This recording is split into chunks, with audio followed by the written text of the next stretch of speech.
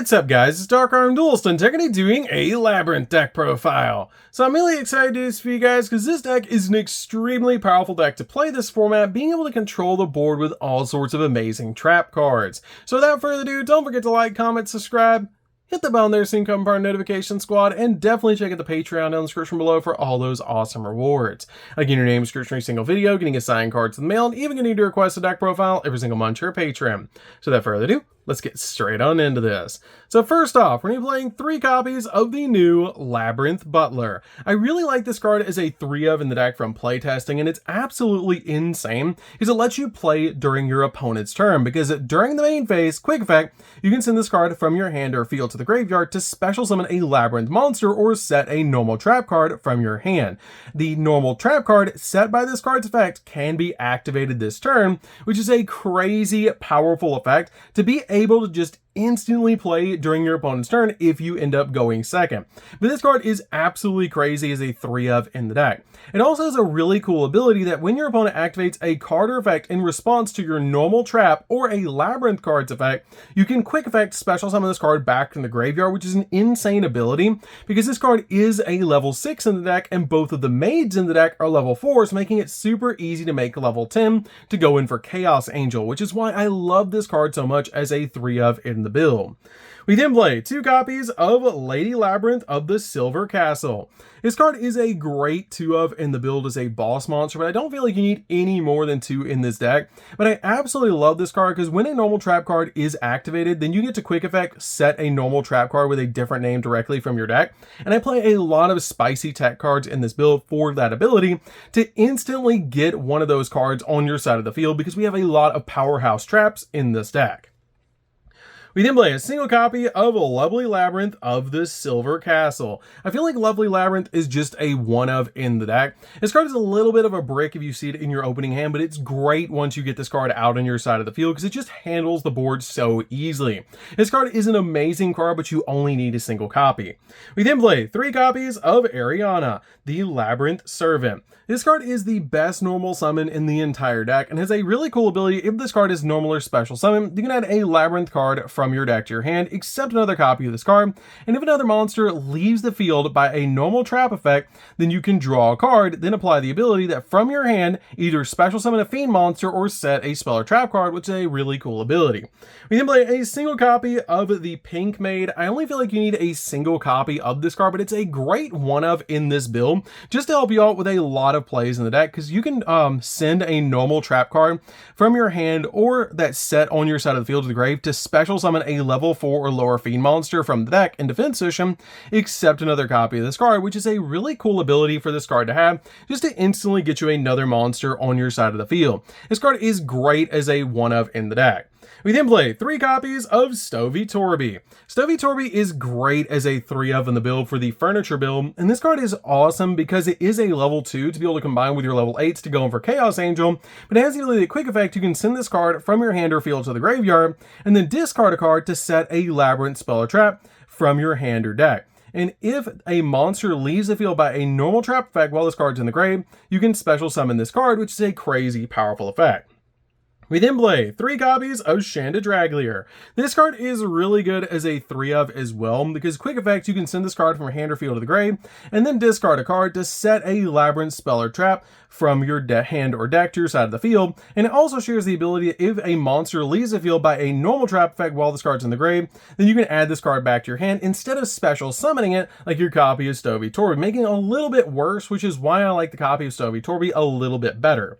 We then play a single copy of Ku-Klok. Ku-Klok is just really good in the deck as a 1 of, because this card helps you out a lot and is very similar to your copy of Butler, which is why I play this card in the deck as a 1 of, because quick effect, you can discard this card from your hand, and this turn, you can activate 1 normal trap card that was set this turn, making it so it speeds up your trap cards, kind of like your copy of Butler, which is just really, really good. We then play 3 copies of Fenrir. Fenrir is just insane in just about any deck. I mean, this deck is just really good to be able to play Fenrir, because if you control no monsters, you can special summon this card from your hand. You can add a Fenrir from your deck to your hand once per turn, and also if your opponent activates a monster effect, or if this card declares an attack, you can actually banish a card from the field, which is just really good to be able to just spot remove a card off the field. We then play 3 copies of Nibiru. Nibiru is insane this format, and this card is definitely a 3 of in the deck, so we have a lot of cards in this build that can deal with the Nibiru token, and this card is just really insane to break your opponent's board. So, that's it for the monsters, guys. Let's get in to the spells.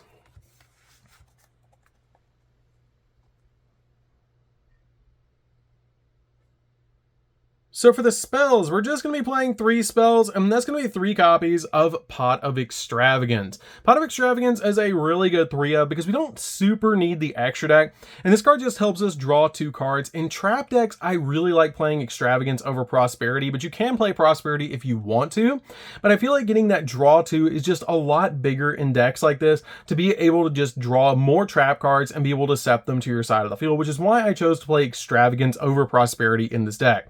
But you can change it out for Prosperity. I also don't play Labrynth, the field spell, because I feel like it's a little bit of a brick. It is a great combo piece in the deck, but I feel like some other of the powerhouse traps that I'm playing in the deck were just a little bit more valuable than playing Labrynth, and you can include it if you want to, but I felt like just playing the 3 Prosperity was the only spell I need, or playing the 3 Extravagance was the 3 spells that I needed in this build. So that's it for the spells, guys. Let's get in to the traps.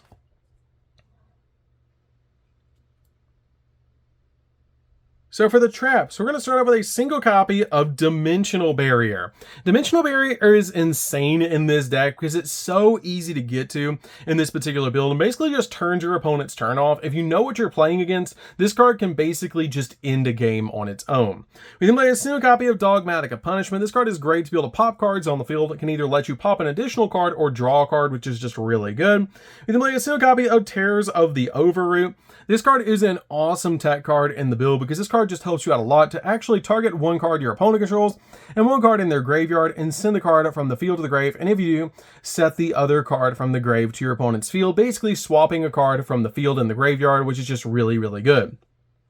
We then play a single copy of Ice Dragon's Prison. Ice Dragon's Prison is great because this card just helps you spot remove monsters off the field, and it also has a really cool ability to let you target a monster in your opponent's graveyard to special summon it to your side of the field, but its effects are negated, which you can just keep the monster on your field if you want to, or you can banish 1 monster from both players' fields that have the same type as each other, which a lot of decks running around right now actually have the same types in their decks, which is really easy to be able to just spot remove cards off the field. But the reason I like these 4 in the deck is because they combine very well with your copy of the Lady Labrynth of the Silver Castle, because you do play these cards in the deck at 1-ofs, and this card has to set a trap with a different name, so you can very easily get to any of these cards with your copy of Silver Castle, which is why I play these cards in the deck. Plus, they're very just really powerhouse traps that, depending on your matchup, these cards are just going to end games.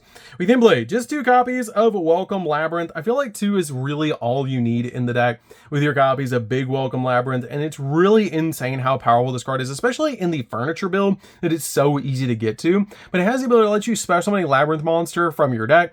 Also, until the end of the next turn, after this card resolves, you cannot special summon monsters from the deck or the extra deck except Fiend monsters, which is not that big of a deal because our main boss monsters, Typhon, and our copies of Chaos Angel are both Fiend monsters, so it's very easy to basically just play around that. And also, if a monster leaves the field by a normal trap effect while this card's in the grave, except the turn it was sent there, you can set this card, so it's easy to be able to play this card over and over again. We then play 3 copies of Big Welcome Labrynth. This card is probably the most powerful card in the entire deck, and is just absolutely insane because it lets you special summon a Labrynth monster from your hand, deck, or graveyard, then return a monster that you control to your hand, which is an insane ability to be able to use. It also lets you banish this card from the graveyard and then target a Fiend monster you control, or if you control a level 8 or higher Fiend monster, you can target 1 card your opponent controls instead and return that card back to the hand, which is just such a powerful ability. We then play 3 copies of Destructive Derma Karma Cannon. This card is definitely a 3-of in the deck, especially with Butler. It basically just ends games. If you open up this plus Butler, you're probably winning the game, because this card can basically just Book of Moon your opponent during the very first turn, or Book of Eclipse your opponent during the very first turn. And if they're playing a Link deck, they're sending all their monsters to the graveyard that are Link monsters, which is just so cool, which is why I love playing this card as a 3-of in the build, and it's just such a good card overall.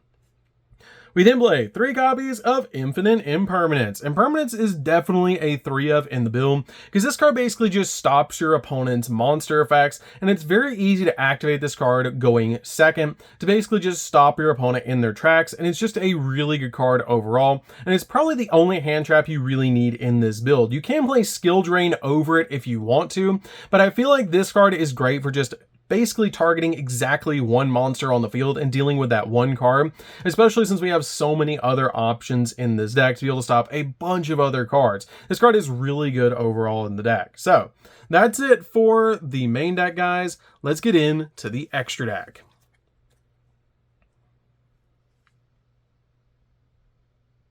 So for the extra deck, guys, remember we are playing Extravagance, so there's going to be a lot of 2s and 3s ups in the extra deck as we're going through it, and you can play Prosperity instead of the Extravagance if you want to, but I still would keep the extra deck pretty much the same.